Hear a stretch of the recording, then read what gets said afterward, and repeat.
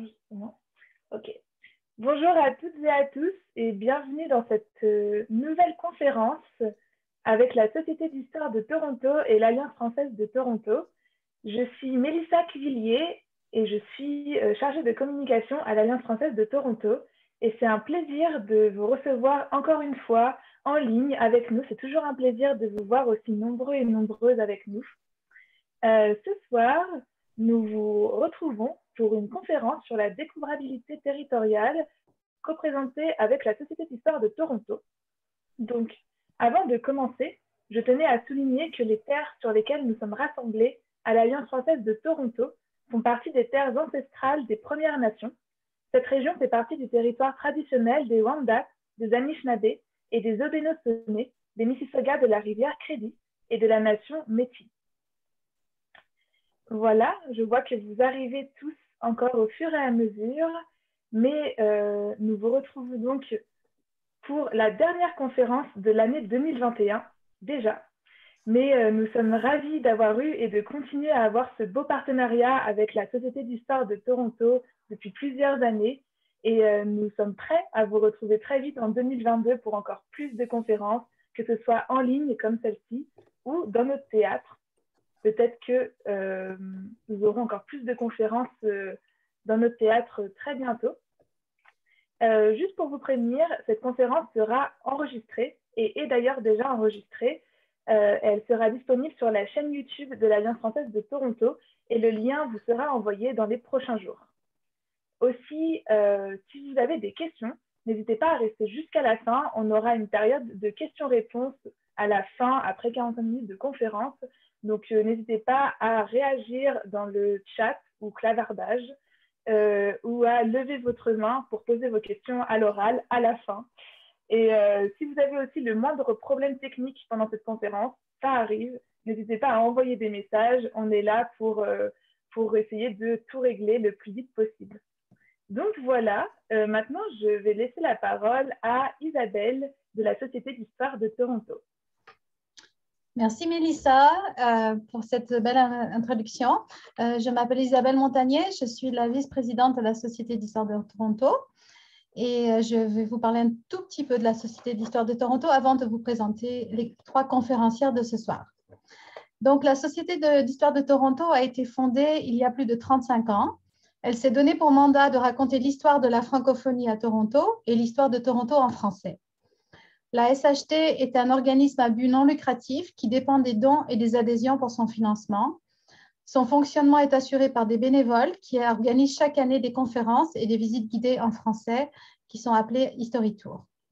De plus, elle contribue au rayonnement de la francophonie en collaborant avec d'autres organismes du patrimoine à Toronto et ailleurs. Nous vous encourageons à devenir membre de la SHT afin de nous permettre de continuer à vous offrir de belles activités en 2022, comme cette conférence de ce soir. Vous pouvez vous inscrire sur notre site web sht.ca et c'est le moment de l'année où on fait appel à nos membres pour nous appuyer. Donc, voilà, je passe le message. La prochaine conférence de la saison aura lieu en février 2022. Elle s'intitule « La guerre froide, la Macasa au Québec » et ce sera avec Benoît Thibault. Vous pouvez vous inscrire sur le site web de l'Alliance française, tout comme vous l'avez fait pour ce soir. Et maintenant, le moment est venu de vous présenter nos 3 conférencières de ce soir. Donc, nous avons le plaisir d'avoir Stéphanie Brousseau avec nous. Émilie Rivard-Boudreau et Edma Annie. Donc, Stéphanie Brousseau, c'est sa passion pour les technologies qui l'a amenée à obtenir une majeure en création nouveaux médias avec une mineure en production artistique à l'Université du Québec en Abitibi-Témiscamingue.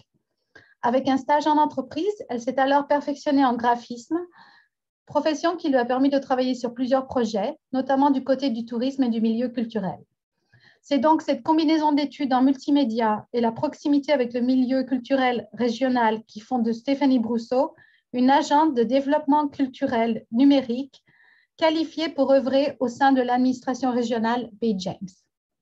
Son mandat prône principalement la concertation des Jamésiens et l'appui aux projets culturels numériques de ceux-ci. Notre deuxième conférencière est Émilie Rivard-Boudreau.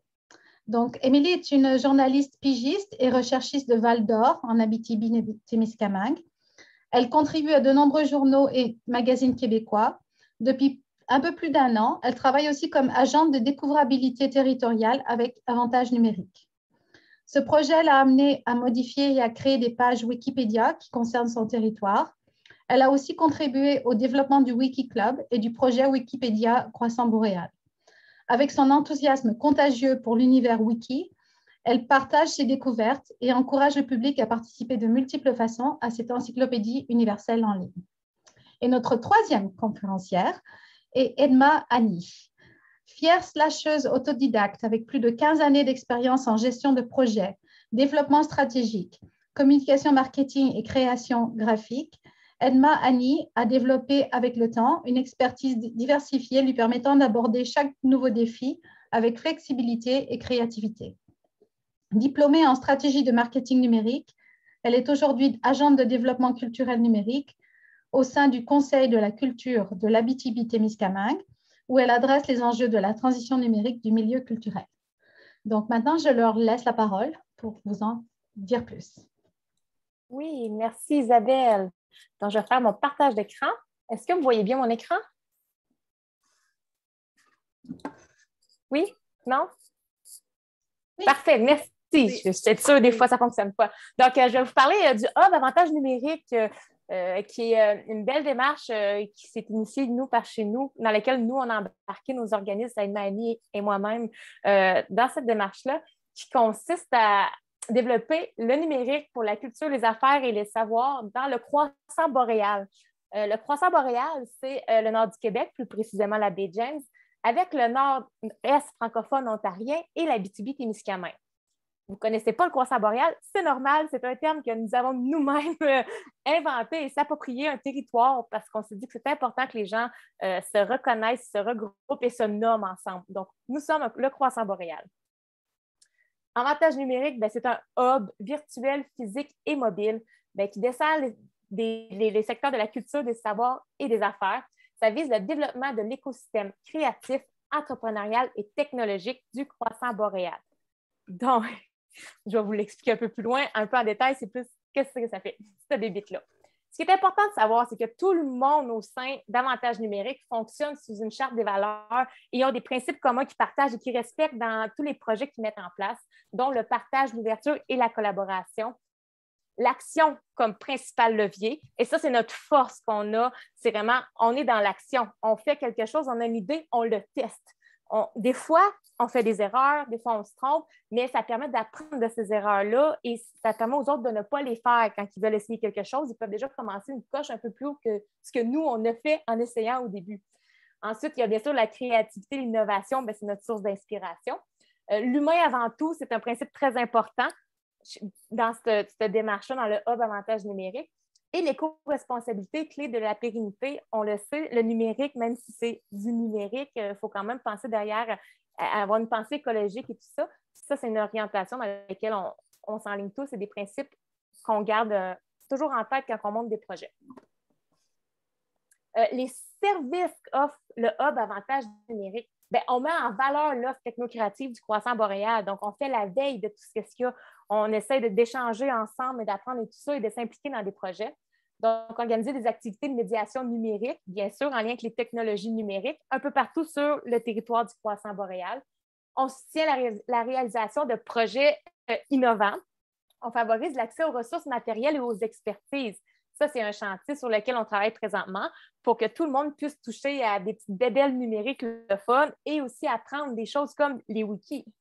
Améliorer la littératie numérique, bien sûr, et stimuler la veille technologique. La veille, ça se fait souvent par les réseaux sociaux, les infolettes, et la littératie numérique par des formations, mais toutes sortes de choses, dont entre autres notre Wikiclub qu'on va vous présenter. Soutenir la mobilité des ressources, c'est très important. Dans le Hub Avantage numérique, il y a des budgets qui nous permettent entre nous de se rassembler, de faire de la co-création, d'aller se retrouver, d'aller se visiter. On fait ce qu'on appelle des missions exploratoires. On trouve ça important d'aller voir ce qui se fait ailleurs. Et même chose que les autres, quand ils viennent nous voir ce que nous, on fait. Très important dans le Hub Avantage numérique. Qui peut profiter de ça? pas mal n'importe qui va embarquer là-dedans. Donc, autant des entreprises, des organismes que des institutions. Les techno-créatifs, comme on les appelle, donc des gens qui aiment bidouiller, qui utilisent des imprimantes 3D ou qui veulent faire de la promotion, faire des vidéos, des photos. Ça peut être des artistes, des entrepreneurs, des chercheurs, les penseurs numériques, bien sûr, il ne faut pas les oublier. Et bien sûr, les animateurs culturels et enseignants dans les écoles, dans les musées, dans les Media Labs, dans les bibliothèques. C'est tous des gens qui bénéficient ou nous faire bénéficier de leur savoir. Comment ça marche? De quoi ça a l'air? Bien, il y a le hub virtuel. Ça va bien ces temps-ci. On l'a vécu avec la pandémie, tout se fait virtuellement. Il y a le site web Avantage numérique que vous pouvez aller voir, qu'il y a beaucoup d'informations, avantagenumérique.org. Les réseaux sociaux, il y a un groupe, en fait, aussi. Il y a une page Avantage numérique, mais on a aussi un groupe sur lequel on partage des nouvelles ou des idées ensemble. Des plateformes collectives, on parle un peu plus comme Slack, entre autres, qu'on utilise entre nous pour se partager de l'information et se structurer dans nos projets. Et la base de données ouvertes, structurée, ouverte et liée. Ça, c'est un gros projet qui est en train de se monter présentement. Je ne suis pas impliquée dans ce projet-là, je ne vais pas vous le détailler, c'est quand même compliqué, mais c'est important de structurer des données que tout le monde aurait accès pour bénéficier à tout le monde du côté numérique. Le hub physique, bien, c'est des points de service. C'est en développement, mais c'est entre autres les points des places de coworking, des Fab Labs, des Media Labs, cégep, universités, un peu partout sur le territoire, qu'eux sont ouverts à donner du temps, à aider à soit mettre leurs équipements disponibles, des choses comme ça. Fait que c'est ça les lieux physiques du hub. Et mobile, ça, c'est un beau projet qu'on est en train de développer. On a fait l'étape 1 de la consultation et du prototypage. On veut faire des mobilables, en fait. Donc, c'est des mini-laboratoires techno-créatifs. Par ça, on entend Fab Lab, Media Lab, donc des cases de réalité virtuelle, des imprimantes 3D, dans une unité qui va pouvoir se déplacer partout sur le croissant boréal pour que tout le monde puisse toucher à ça, offrir des activités, le louer même peut-être ces équipements-là. Ça fait partie du hub. Le hub Avantage numérique, ça marche par des chantiers principaux par lesquels des budgets sont attribués. Il y a un chantier, comme vous pouvez voir, mobilable, base de données, comme j'ai parlé vite fait, création, innovation. Et il y a aussi, bien sûr, lui de la découvrabilité territoriale, que c'est celui-ci par lequel découle le Wikiclub Croissant Boréal. C'est une gouvernance collaborative, le Hub Avantage numérique. Donc, ce n'est pas un organisme, ce n'est pas un OBNL, ça n'a pas une entité légale. C'est un peu drôle comme ça, on le sait, on essaye, on est dans l'action, hein, on le dit. Donc, comment ça marche? Ben, c'est des chantiers ou des projets qui ont des porteurs de dossiers et ces porteurs de dossiers-là deviennent des coordonnateurs de chantier et eux, ensemble, ben, se rassemblent pour être sûr que tout est cohérent. Donc, c'est un organisme qui dit, moi, j'ai une ressource ou moi, ça rentre dans ma mission, dans mes valeurs. On va embarquer avec vous, puis on aimerait développer ça pour nous, mais aussi pour faire profiter de tout le croissant boréal. C'est un peu comme ça la mentalité. C'est quand même beau à voir que tout le monde ensemble croit en le développement numérique de nos territoires et y mette un peu du sien. Oh, c'est bon. Donc, présentement, les porteurs de chantiers et de projets, comme on peut voir en Abitibi-Témiscamingue, à la Baie James, mais on a aussi le Collège Boréal, le Carrefour francophone de Sudbury. On a la Place des Arts de Sudbury aussi, que je n'ai pas, le logo n'est pas là, désolée, je vois Alex dans les participants. Mais donc, c'est en développement. N'importe qui veut mettre du temps, mettre des ressources, qui ont quelque chose à offrir, qui veulent donner de la formation ou autre, c'est ça la beauté de ce hub-là. Tous ensemble, on monte quelque chose ensemble. Il y a beaucoup de collaborateurs aussi qui participent, soit sur des comités, des tables de concertation et autres. Il ne faut jamais les minimiser, ils sont très importants. Puis on les développe toujours tous les jours. On rencontre toujours de nouvelles personnes qui ont des nouvelles connaissances à mettre à profit dans tout ce qui est numérique sur nos territoires. Mais il y en a quand même une bonne liste ici. On est bien contents. Il y a aussi des partenaires financiers, bien sûr, que tous les organismes qui ont des porteurs de dossiers, bien, eux s'engagent aussi à aider à trouver du financement en faisant des appels, en appliquant des appels à projets et autres. On peut en voir ici des partenaires qui ont aidé à des projets, soit pour des projets ponctuels, soit pour des chantiers, soit pour différents degrés de cette grosse machine-là qui est le Hub Avantage numérique. Je vais passer la parole à ma collègue Edmani. C'est mon cue. Donc, ce qui nous intéresse, ou en tout cas le sujet principal de notre venue ici ce soir, c'est vraiment le chantier de découvrabilité territoriale. Quand on parle de numérique, culture et de région, la découvrabilité est rapidement sortie comme un enjeu majeur de nos secteurs. La raison pour laquelle le croissant boréal, les 3 territoires se sont rassemblés ensemble, c'est surtout parce qu'on avait des points communs. Donc, on ne se le cache pas, on est des gens qui sont loin des grands centres, on a des économies qui se ressemblent, qui est souvent basée sur les premières ressources. On a aussi quand on parle de technologie, même si on est très, très, très proactif dans ce qu'on veut, on n'a pas toujours accès aux meilleures technologies. Il y a certains secteurs qui ont encore l'Internet 56K. Donc, c'est toujours des trucs qu'on doit développer. Donc, les objectifs du chantier de découvrabilité territoriale, c'était vraiment de structurer et accroître la visibilité du croissant boréal sur le web, dans le fond, par l'adoption de bonnes pratiques en découvrabilité.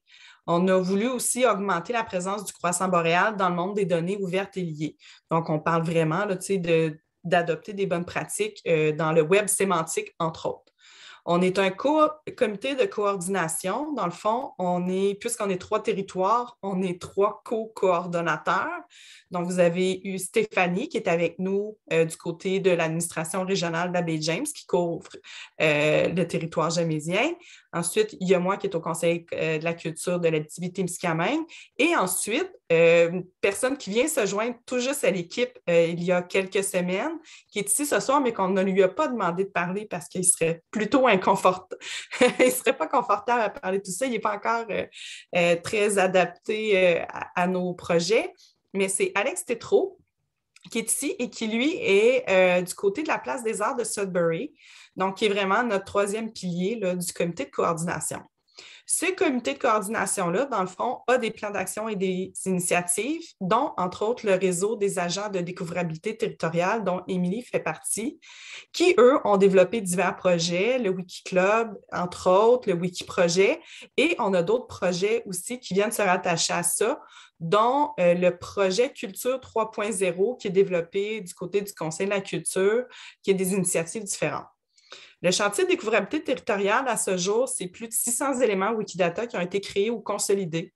C'est 15 agentes qui sont sur le territoire, 3 territoires, 260 membres du Wikiclub, 50 articles créés, 8 activités d'animation, 13 ateliers et webinaires, plus de 500 articles qui ont été améliorés et 1000 références qui ont été ajoutées du côté du Wiki.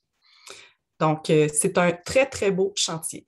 Et je vais laisser la parole à Émilie qui va vous en parler plus en détail. Donc, merci les filles. Donc, c'est ça, dans le fond, moi, j'ai été approchée là, il y a un petit peu plus d'1 an par les ADN que vous voyez à l'écran. Donc, ces agents-là qui font partie d'une plus grande démarche de découvrabilité, puis afin que nos régions soient plus visibles sur le web. Et donc, moi, en tant qu'agente de découvrabilité territoriale, donc je fais partie d'une équipe qui a vraiment comme objectif, d'abord, ce qu'on a fait, c'est qu'on s'est d'abord nous-mêmes initiés.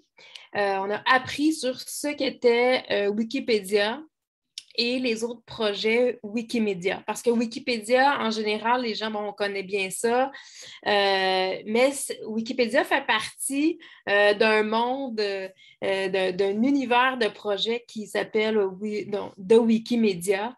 Donc, Wikipédia, c'est le plus connu. Donc, nous, on a commencé par s'initier nous-mêmes à ça. Donc, ce qu'on a fait, c'est, par exemple, on a commencé à modifier des articles qui concernaient notre territoire. Ensuite, on a passé à l'étape suivante qui était de créer des nouveaux articles pour voir comment faire toute cette démarche-là. Et ensuite, donc l'idée, c'était une fois que nous, on avait fait un peu nos apprentissages, donc c'était de communiquer au reste de la communauté ce qu'on avait appris. Est-ce que vous m'entendez bien? Est-ce que la connexion est bonne? Parfait. Donc, pour communiquer, pour transmettre ce savoir-là qu'on a acquis, on a créé un Wikiclub. Donc, un Wikiclub, qu'est-ce que c'est? Imaginez un peu comme un club social. Donc, c'est un club social dont les membres, qu'est-ce qu'ils ont en commun? C'est qu'ils ont la volonté et de l'intérêt à contribuer à améliorer la quantité et la qualité de l'information qui concerne notre territoire sur Wikipédia. Et comme Anne-Mani, elle a dit tantôt, pourquoi que c'est important? C'est parce que nos territoires, donc nous, on est dans des régions éloignées du Québec. L'Abitibi-Témiscamingue, c'est à plus de 500 km de Montréal. Le nord du Québec, on rajoute encore plusieurs centaines de kilomètres. Donc, on est loin des centres urbains. Donc, et on n'est pas beaucoup de population et pas beaucoup de populations non plus qui ont du savoir et nécessairement de l'intérêt par rapport à les bases de notre économie qui sont surtout sur les ressources naturelles, les mines et les forêts. Ça fait que le numérique, ça n'a pas été dans les priorités, disons, dans notre communauté. Donc, voilà. Donc, on crée un Wikiclub. Donc, ça prend forme comment notre club social? C'est par un groupe Facebook. Donc, on est une gang, les 260 membres qu'Anne-Mani a parlé tantôt. On est sur Facebook. Et ça, c'est notre plateforme pour dire, OK, on fait un atelier sur comment se créer un compte, comment créer des articles sur Wikipédia, comment rajouter des photos sur Wikimedia Commons, qui est finalement l'endroit, on voit des exemples d'ateliers là, qui peuvent exister. Donc, vraiment pour partager nos connaissances puis nos expériences en lien avec tout ce qui concerne Wikipédia, Wikimedia et Wikimedia Commons et Wikidata, qui sont les 3 projets donc, qui sont interreliés ensemble. Et si on retourne à la diapositive, donc vous voyez Wikiclub, puis aussi Wikiprojet. Donc, on garde notre image de club social, par exemple, dans un centre communautaire, on a notre local qui est le groupe Facebook. Et le Wikiprojet, c'est un peu comme notre babillard dans notre salle, vous voyez? Donc, le Wikiprojet, c'est directement dans l'univers Wikipédia. C'est une page Wikipédia, comme vous voyez présentement à l'écran. Et c'est là qu'on met un peu notre actualité. Donc, des annonces qu'on met, on le met aussi sur notre groupe Facebook, mais on le met là aussi, donc nos annonces, mais aussi, donc on demande à nos participants de s'inscrire.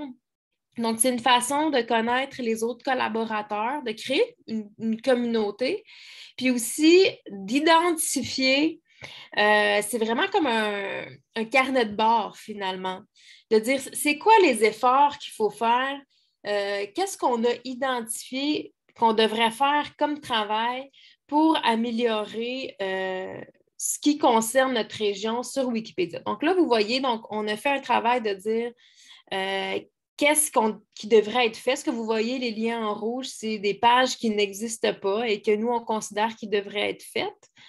Et vous voyez aussi, donc, on a répertorié nos articles aussi qu'on a récents, qu'on a produits, donc pour qu'on voit aussi tous les efforts des gens, que chacun voit un petit peu, partage avec les autres ce qui a été fait.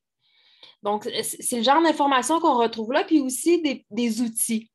Donc, oui, donc on voit le nord-est de l'Ontario. Donc, comme on disait tantôt, le nord-est de l'Ontario, ça fait partie du croissant boréal, donc de la communauté, du projet qu'on veut développer. C'est un endroit aussi où on partage des outils pour initier des nouveaux membres. Donc, des webinaires qu'on a déjà faits. Donc, moi, par exemple, des fois, je recrute des nouveaux membres, puis je fais un accompagnement un petit peu plus personnalisé.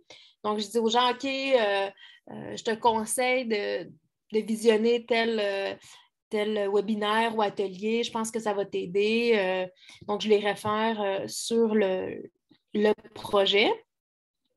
Et aussi, donc, éventuellement, donc, quand on va faire, par exemple, d'autres événements comme des marathons d'écriture, tout ça, bien, on va pouvoir se servir de cette page-là pour partager des directives ou des conseils ou à notre communauté, finalement, quand on va organiser des événements. Donc, c'est un petit peu ça notre communauté, finalement, qui existe. Puis il y a aussi les images demandées. C'est un autre exemple qu'on partage parce que, dans le fond, ce qu'on veut promouvoir, ce qu'on veut dire à la communauté, c'est qu'il y a différentes façons de contribuer à la découvrabilité territoriale. Donc, on n'est pas obligé d'être quelqu'un qui est très avancé puis d'avoir beaucoup de connaissances technologiques pour contribuer à cet effort-là. Je vous donne un exemple. Moi, j'ai créé une page d'une femme importante de Val-d'Or. Donc, c'était une ancienne élue municipale, mais une grande féministe syndicaliste qui avait marqué l'histoire de notre ville. Donc, j'avais trouvé beaucoup de références sur elle. Elle est maintenant décédée. Mais il y avait une femme de son entourage qui avait gardé plusieurs archives de journaux, des articles qui la concernaient. Et souvent, quand on fait partie d'une plus petite communauté, donc justement, quand on est peut-être francophone en Ontario ou... donc, c'est ça, c'est Yolette Lévy. Bien, souvent, les références, parce que pour bien faire du Wikipédia, il faut avoir des bonnes références, il faut avoir des articles de journaux, il faut avoir des mentions dans les livres. Donc, et souvent, quand on fait partie d'une plus petite communauté, bien, nos journaux, donc la documentation qui concerne notre région n'est pas nécessairement en ligne.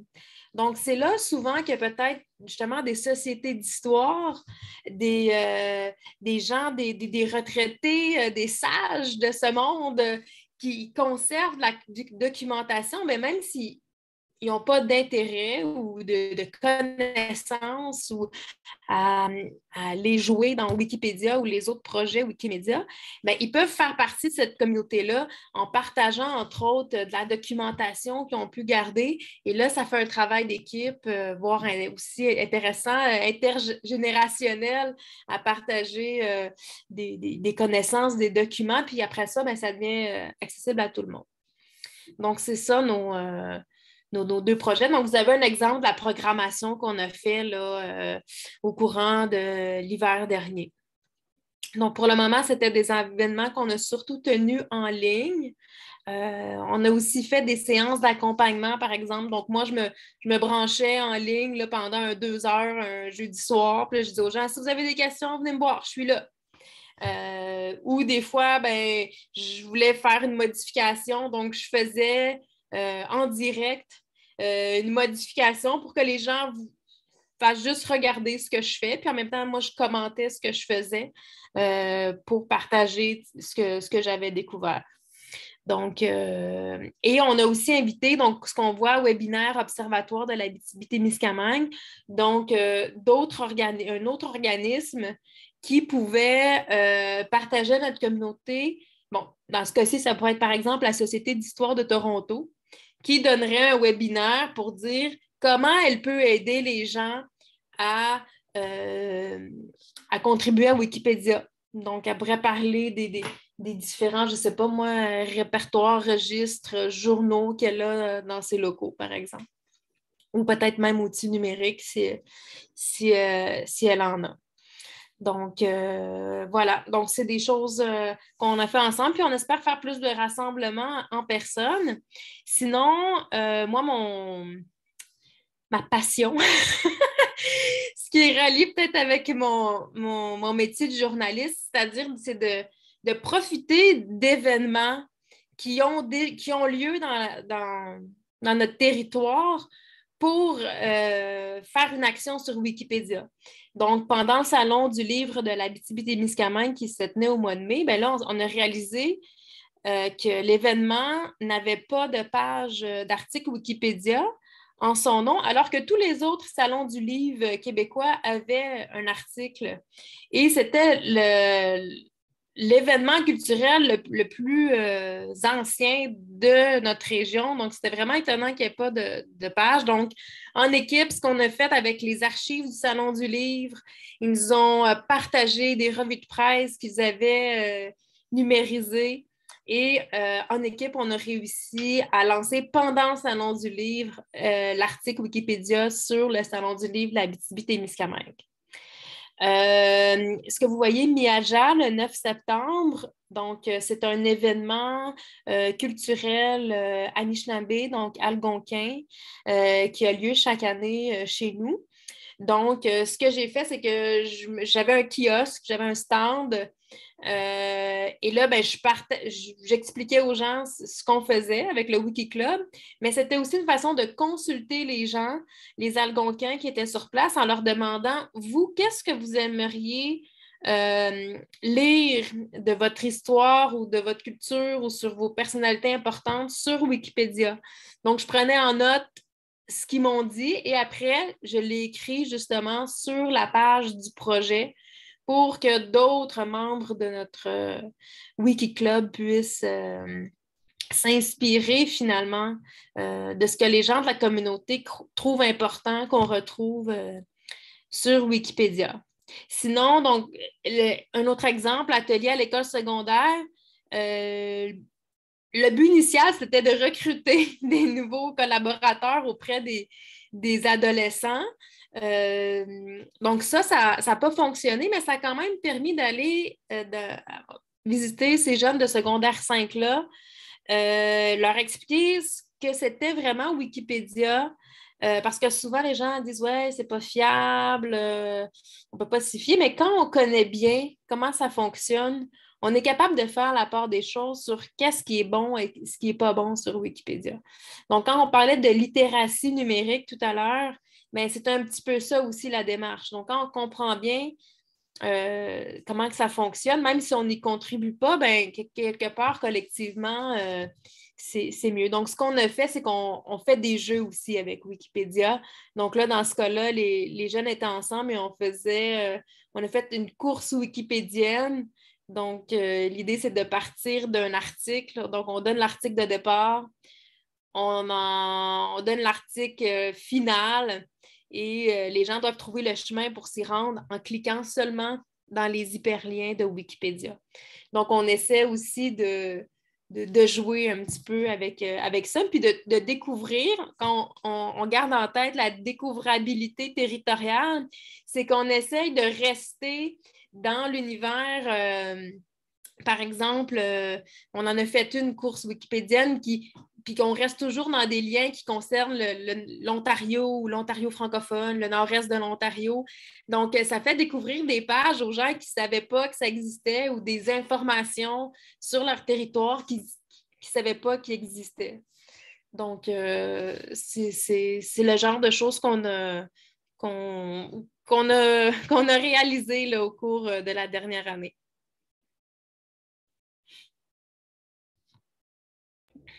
Ça, c'est mon cue. Oui. En fait, à la page précédente, là, c'est un projet chouchou à Stéphanie. Là, on a le concours Capture ton patrimoine là, qu'on fait présentement. C'est un nouveau projet qu'on fait en collaboration avec Action Patrimoine, si je ne me trompe pas. C'est bien ça, qui, eux, à chaque année, organisent un concours de photographie avec le milieu scolaire. Et nous, cette année, dans le fond, on a communiqué avec eux et comme on dit, Wikipédia, c'est pas l'univers wiki, c'est pas seulement Wikipédia, c'est aussi Wikimedia Commons. Donc, Commons, c'est la partie où on va mettre des photos en ligne libres de droit qui peuvent être réutilisées par tous. Donc, nous, Stéphanie, en fait, qui a eu ce beau flash-là, elle s'est dit, bien, s'il y a une tonne de photos qui est pour être prises dans notre milieu et qui ne servent à rien, aussi bien les rendre disponibles sur la toile pour pouvoir illustrer notre territoire. Parce qu'on ne se le cachera pas, c'est des textes sur nos territoires, il n'y en a pas beaucoup, mais des photos sur notre territoire, il y en a encore moins. Donc, quand on essaye d'illustrer des articles, des sites web, juste n'importe quoi, ben c'est difficile de trouver une image qui respecte notre territoire, qui démontre, exemple, nos lieux patrimoniaux, qui démontre nos landmarks et autres. Donc, puisque Action Patrimoine faisait déjà ce concours de photographie, ben nous, on s'est alliés avec eux et à terme, les photos vont être uploadées en bon français, sur Wikimedia Commons pour ainsi pouvoir alimenter plusieurs pages qui manquent vraiment de photos. Et la dernière diapo, dans le fond, ça, c'est un projet justement qui est en cours en ce moment, qui est Culture 3.0, que nous, c'est un projet parallèle qu'on fait, que les ADT nous aident aussi, qui est d'aider à faire rentrer le milieu de la culture dans l'univers Wiki, mais par la donnée pure et dure. Donc, Wikidata, dans le fond, c'est une base de données. C'est en fait le moteur d'information derrière Wikipédia. Donc, chaque page Wikipédia où est-ce qu'il y a de l'information qui est disponible, il y a quelque part où l'information brute est stockée. Ça, c'est Wikidata en réalité. Donc, nous, on s'est assuré de prendre les répertoires d'artistes et d'organismes culturels de nos régions, de l'Abitibi-Témiscamingue et du nord du Québec, de modéliser toutes ces informations-là et de les importer sur Wikidata. Ça a l'air bien, bien scientifique, mais au final, on s'est juste arrangé pour que notre milieu culturel existe sur la toile, à défaut d'avoir des sites web, d'être bien, bien, bien avancés dans leurs métadonnées ou dans leur structure web. Ben nous, c'est un coup de main qu'on a donné de ce côté-là. Donc, on a organisé des ateliers tout le mois de novembre avec les gens du milieu qui ont participé. Encore là, des séries d'ateliers. Et de nouvelles séries d'ateliers auront lieu en février et en mars. À ce moment-là, une étape 2 qui va servir à transformer les données brutes en articles pour ceux qui auront la notoriété suffisante pour avoir le droit d'avoir un article. Et je pense que c'est la dernière diapositive. C'est ça, Stéphanie?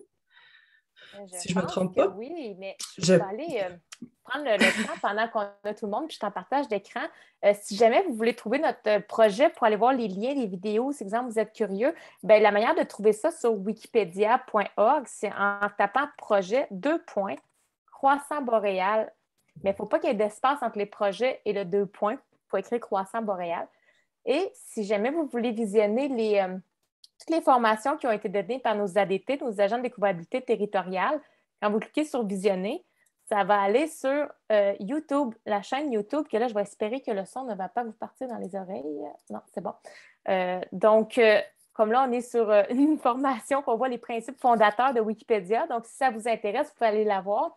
Et en allant directement sur Avantages numériques, vous allez pouvoir voir différentes playlists, en bon français, hein, comme on dit. Et on a celle-là de Wikiclub Croissant Boréal. C'est ouvert, c'est public, toutes ces vidéos-là. Et ça se écoute et réécoute. On a des webinaires, il y a aussi des ateliers qui montrent un peu plus pratique comment ça fonctionne. Et c'est vraiment la base qu'on avait essayé de faire pour le Wikiclub.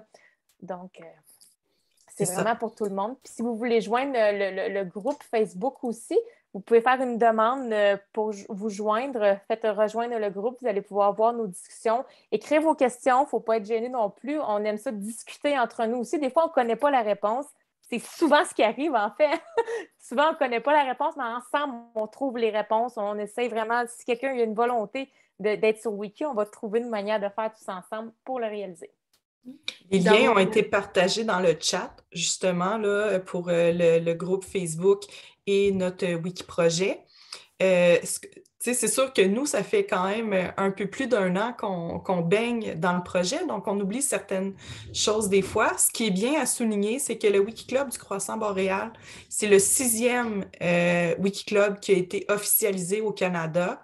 Donc, c'est vraiment Wikimedia Canada, qui est un organisme, eux, qui découlent de la Maison Mère internationale, qui va gérer les initiatives ici au Canada, donc Wikimedia Canada, qui nous ont découverts et qui nous ont officialisés dans le cercle des Wiki, dans la cour des grands. On s'est retrouvés dans la cour des grands au même niveau du Wikiclub Acadie. Que là, eux, c'est pour le milieu acadien de Montréal et des grandes villes du Canada. Puis, si je peux rajouter 2 petits points aussi, par rapport, premièrement, à nos ateliers, si jamais certains ou certaines d'entre vous se mettent à regarder ça, il y en a certains qui peuvent, parce que c'est un commentaire qu'on a eu, là, qu'ils peuvent sembler intimidants quand on tombe dans au début, là, nous, on voulait vraiment tout partager, là, donc des fois, on partage des comment faire des codes, puis tout ça. Mais laissez-vous pas intimider par ça. Wikipédia, c'est les plus grands contributeurs et contributrices, et souvent, on peut faire des erreurs. Si c'est une communauté, puis les gens s'entraident, c'est pas la mentalité, c'est pas de se faire taper sur les doigts, là, à moins c'est quasiment impossible de faire quelque chose de bien grave. Là. Mais en général, c'est vraiment dans un esprit de contribution puis de s'entraider entre nous à faire les choses d'une meilleure façon. Puis quand Edmani a dit on fait partie d'une grande communauté, c'est vrai.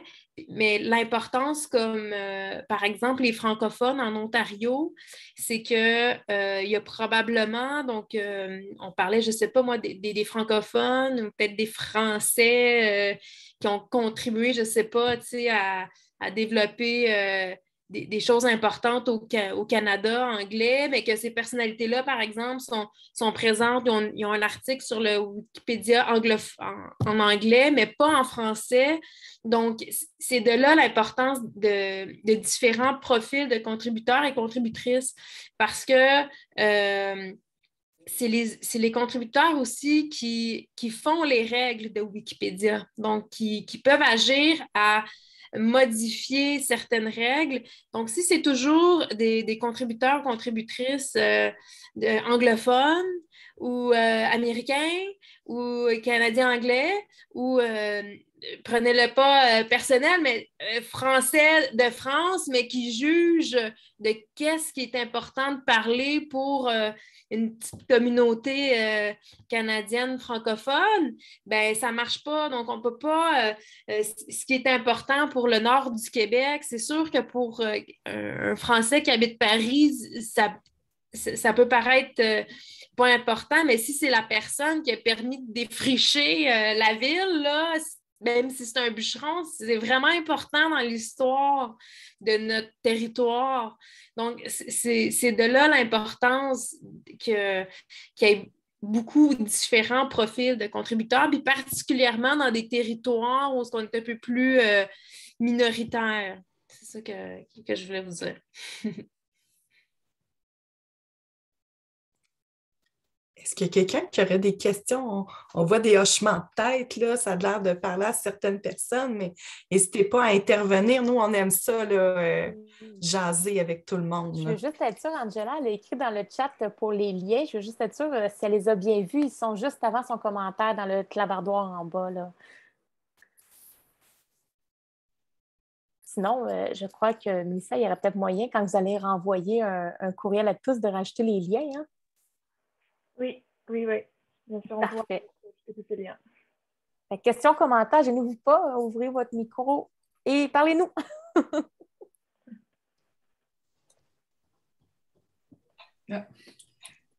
C'est ça. Bonjour, gang. Je suis totalement épatée par tout le travail que vous faites pour le Nord. Puis, c'est un peu bizarre parce que quand on est à Toronto, c'est vrai, les gens ont la perception qu'on est tellement... C'est une grande ville, il y a tellement de monde, il y a tellement de choses, on a tellement de... Ouais. Mais en fait, la communauté francophone est très petite comparée aux autres. Alors, on est aussi bien dans le Nord des fois avec ce dont on a accès. Alors, non, c'est formidable votre façon d'opérer et puis tout d'un coup, ça fait marcher les synapses pas mal. Merci beaucoup. Merci. Effectivement, nous, on est très contents d'avoir le nord-est de l'Ontario avec nous. Historiquement parlant, ce que peu de gens savent, c'est qu'il y a à quelque part dans les années 60, et là, je dis ça à la Société d'histoire, quelqu'un me reprendra si je me trompe vraiment, là. Mais nous, c'est un peu légende urbaine de notre côté. À quelque part dans les années 60, le nord du Québec, l'Abitibi-Témiscamingue, le nord-est de l'Ontario ont voulu se séparer et créer une 9e province. Là, je ne sais plus combien qu'on est. En tout cas, une nouvelle province parce qu'ils trouvaient qu'ils étaient comme qui ne ressemblaient pas au reste des provinces auxquelles ils étaient attachés. Donc, c'est de là que depuis tout ce temps, dans le fond, nos territoires puis nos communautés se ressemblent toujours. Même si on est dans 2 provinces séparées, c'est pour ça aussi qu'on collabore toujours maintenant. Mais en fait, dans les années 60, c'était aussi autour de la crise d'octobre, mais même le Nouveau-Brunswick, il y avait la création du Parti acadien qui voulait séparer la province du Nouveau-Brunswick en deux. Même raison, même état d'esprit. Alors, il faut croire que c'était le mouvement l'époque. Donc, Alex, je ne sais pas si tu voulais en profiter pour peut-être faire un mot ou peut-être te présenter. Là, je te lance devant le camion. Bon, ben là, il faut un peu que je dise de quoi d'intelligent, là. Donc, pour un peu plus de contexte, moi, je viens juste de m'embarquer dans ce grand projet-là parce que, du moins à Sudbury, on voyait que ça avançait assez bien du côté québécois. Avantage numérique, qui organise un forum depuis combien de temps? 5 ans, that's it? Bon, ben, depuis 5 ans. Puis, il y a toujours une présence sudburoise ou du nord de l'Ontario. Fait que l'année passée, quoi qu'on était en pandémie, le forum se tenait à Sudbury. Mais bon. Et donc, ça semblait tout à fait naturel que nous autres aussi, le nord de l'Ontario, on commence à contribuer à l'épanouissement de ce croissant boréal-là. Et donc, moi, je suis contractuel à la Place des Arts du Grand Sudbury qui devrait ouvrir ses portes prochainement. Puis c'est grâce à du financement de la Société québécoise aux relations canadiennes que je peux être là et participer à ce projet-là. En ce moment, je suis seul dans mon coin, mais on l'espère pour pas trop longtemps. Fait que c'est ça. Si tu veux montrer, Stéphanie, le portail. Donc, si vous êtes curieux de voir qu'est-ce qui existe sur Wikipédia, par exemple, sur les Franco-Ontariens ou sur le nord-est de l'Ontario, il existe des portails sur ces sujets-là. Donc, c'est une façon de voir, de voir qu'est-ce qui se fait, qu'est-ce qui existe. En lien avec votre territoire, votre réalité. Là. Donc, on a la personne qui était en poste avant Alex a créé le portail nord-est de l'Ontario francophone, mais il existe aussi un portail sur franco-ontarien. Donc, déjà là, pour s'initier à Wikipédia, c'est une bonne façon de commencer parce qu'on peut voir la liste des textes qui existent, puis peut-être voir qu'est-ce qu'on peut apporter à ces textes-là. Des fois, ça peut être juste de changer une coupe de virgule là, au début, là, ou de changer des majuscules. On commence par ça. Ou rajouter des sources. Il y a beaucoup d'articles qui manquent de sources.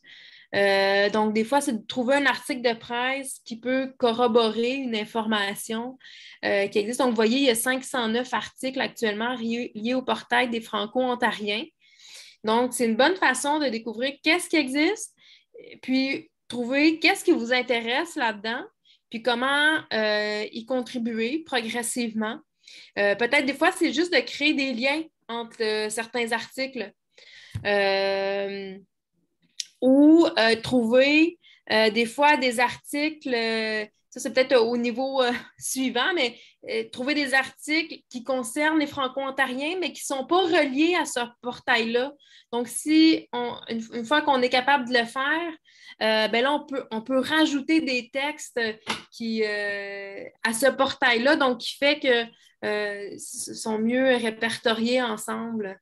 Donc, ça, quand on commence, là, c'est une bonne façon de... Parce que moi, je crois beaucoup à l'espèce de sentiment d'appartenance qui nous motive, tu sais, à faire des choses sur Wikipédia parce qu'on se dit « Ah, ça n'a pas de bon sens qui dit juste ça sur tel lieu » ou « Ça n'a pas de bon sens qui dit juste ça sur telle personne. » Donc là, ça vient nous chercher émotivement. Donc, c'est ça qui devient notre moteur à contribuer. Puis des fois, on se dit « Ah, ça se peut pas qu'il n'y ait pas de page sur telle personne ou sur tel lieu. » Donc là, après ça, on commence tranquillement à vouloir faire notre part. Donc, ça devient plus motivant, puis aussi plus accessible de cette façon-là. J'ai vu que Rolande avait une question. Oui. Non, c'est pas, j'ai pas une question, intervention. parce que je suis avec la Société d'histoire et je suis un peu chargée de trouver les thèmes de nos conférences. Alors, je voulais quand même expliquer au public comment vous avez été découvert, comment on est arrivé, parce que c'est un chemin assez tortueux.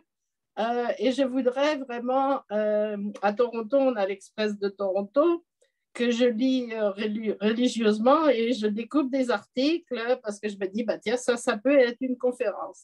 Et justement, il y a quelques années, dans l'Express de Toronto, il y avait un article sur M.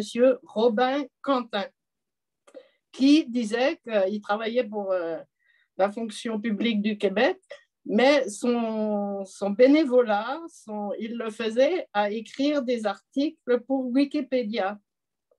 J'avais trouvé ça vraiment curieux.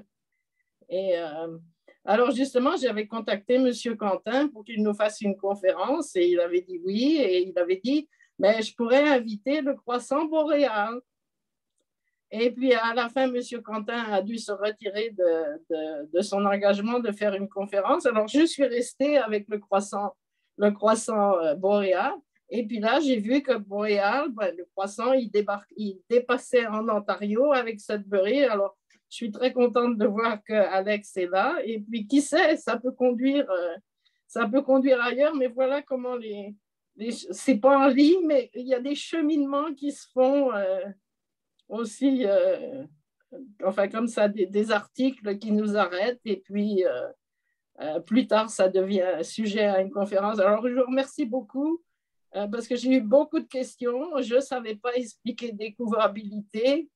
Les gens étaient un peu... enfin, je ne pouvais pas décrire vraiment ce que vous faisiez, mais je disais c'est des pionnières. C'est des pionniers. Voilà comment je vous décrivais. Alors, merci beaucoup.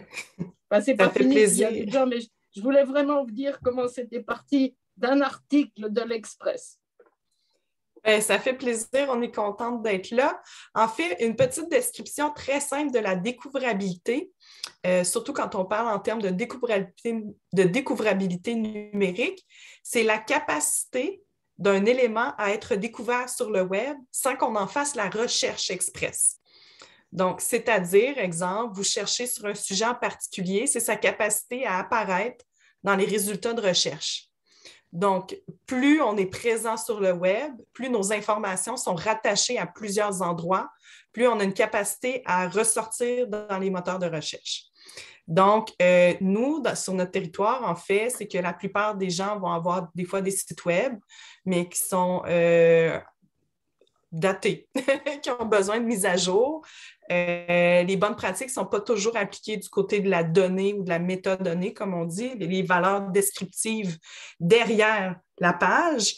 Et Wikipédia, dans le fond, nous permet d'aller faire un peu un pré-traitement d'informations pour que les informations soient mieux trouvées. Voilà. Monsieur Ronald. Oui, bonjour. Je suis content d'entendre ce que Roland a partagé parce qu'au début, je me disais, où est-ce qu'on s'en va là?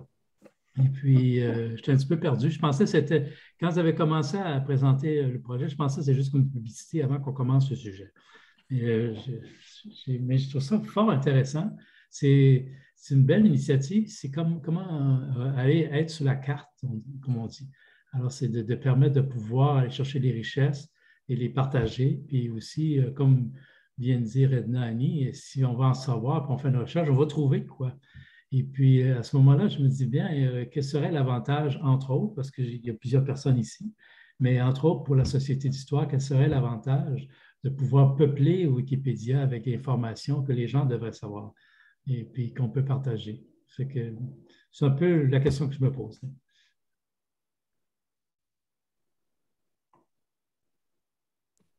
Ben, je donne un exemple. C'est correct, Stéphanie? Oui, vas-y. Ben, je donne un exemple.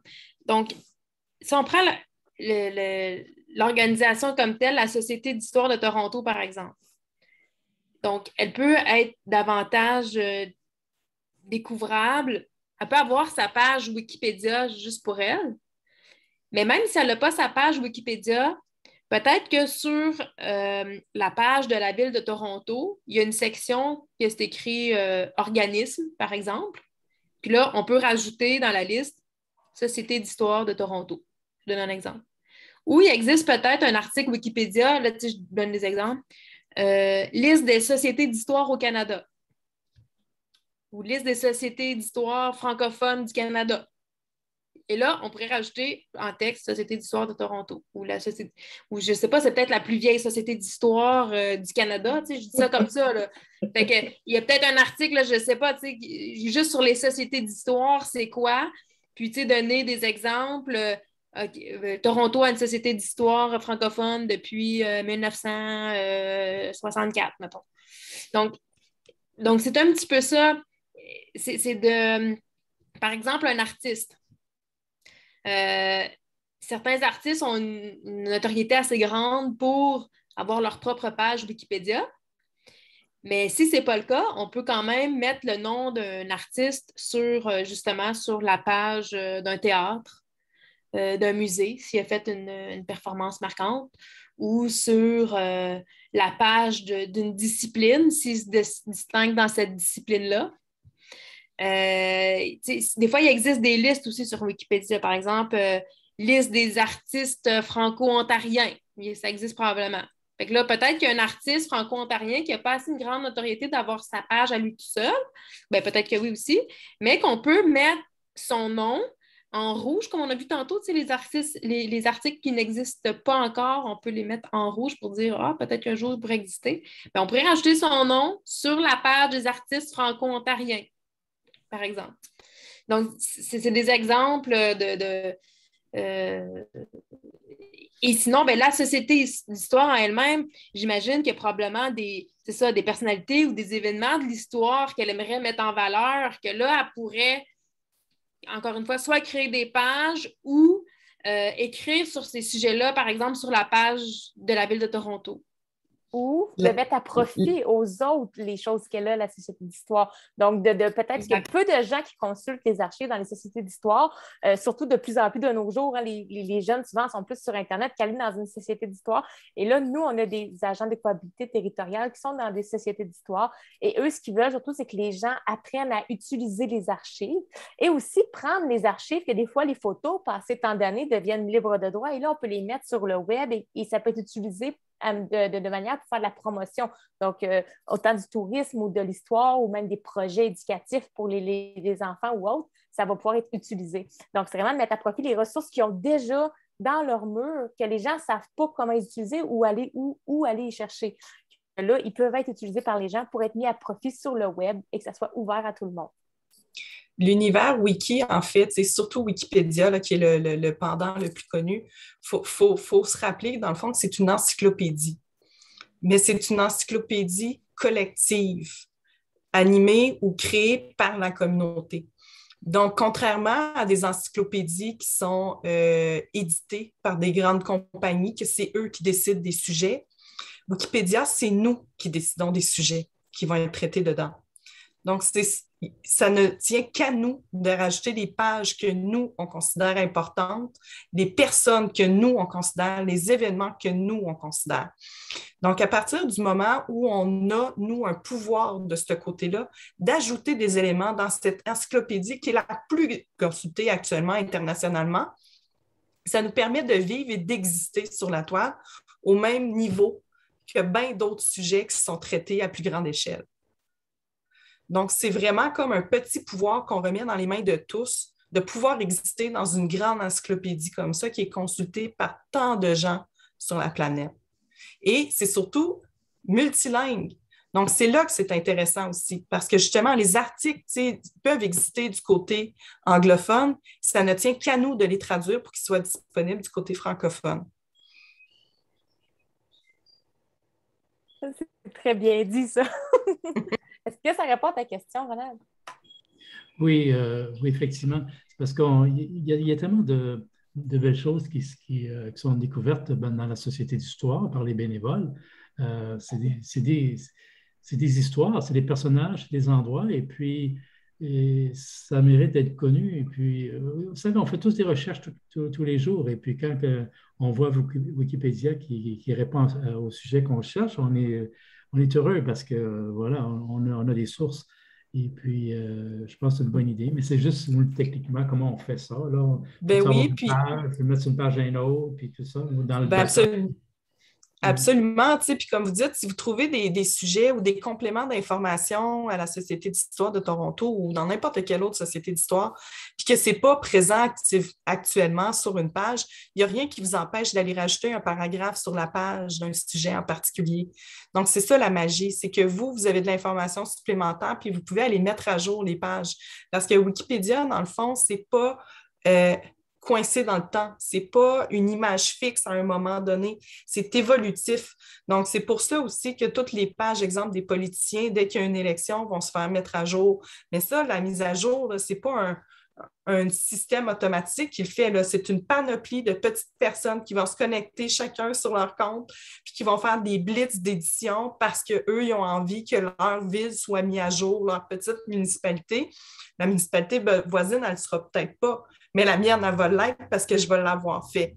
Donc, oui, nous, on encourage beaucoup quand on trouve des informations supplémentaires, quand il y a un moment de l'actualité, là, Émilie, elle le fait souvent, là, elle va voir passer des choses dans les journaux puis elle va dire hey, regardez, telle personne vient de gagner un prix, je vais aller éditer la page de la personne pour rajouter le prix qu'elle a reçu, pour la lier avec d'autres pages, puis à ce moment-là, ça fait une notoriété supplémentaire.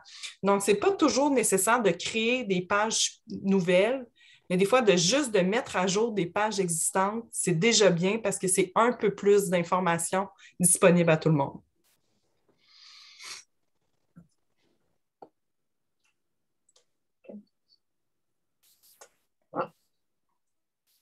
Est-ce qu'il y a d'autres questions ou commentaires ou est-ce qu'on vous a toutes mailé?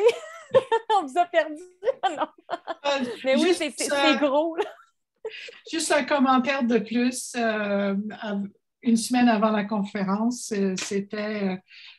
beaucoup d'entre nous je suis la présidente de la Société d'histoire et puis on félicite toujours Roland de trouver des sujets très intéressants, mais aussi parce que aucun d'entre nous pouvait vraiment expliquer c'était quoi. On s'est tous inscrits pour savoir. Et puis, on est charmés. Alors, c'était ça mon commentaire. Parlons d'histoire, justement, je suis plongée dans les anciennes revues d'une autre société historique, la Société historique Nicolas Denis, qui couvre la péninsule acadienne au Nouveau-Brunswick. Et je viens de découvrir justement que les Turcs faisaient aussi la pêche dans la baie des Chaleurs. Nos livres d'histoire nous disent que c'était les Bretons, les Normands, les Basques. Et puis, tout d'un coup, j'ai une bonne référence pour les Turcs et les gens d'Alger et de Tunis. Alors voilà, un petit bout d'histoire saugrenue, aucun rapport. Bon, ben vous viendrez avec nous là, sur le croissant boréal, puis on vous aidera à ajouter cette donnée-là sur la page de l'Acadie avec sa référence. Mélissa, je vais te laisser la parole là, parce qu'on a bossé le temps. Bon, eh bien, je pense, est-ce qu'il y a une dernière question, un dernier commentaire? Je vais juste rajouter mon petit... C'est parce que pour l'exemple des sources, que moi, ce que j'aime faire, c'est, par exemple, un livre, justement, ou une revue. Moi, ce que j'aime faire, c'est, par exemple, prendre un document ou un article, puis dire, je lis ça, puis à partir de cette source-là,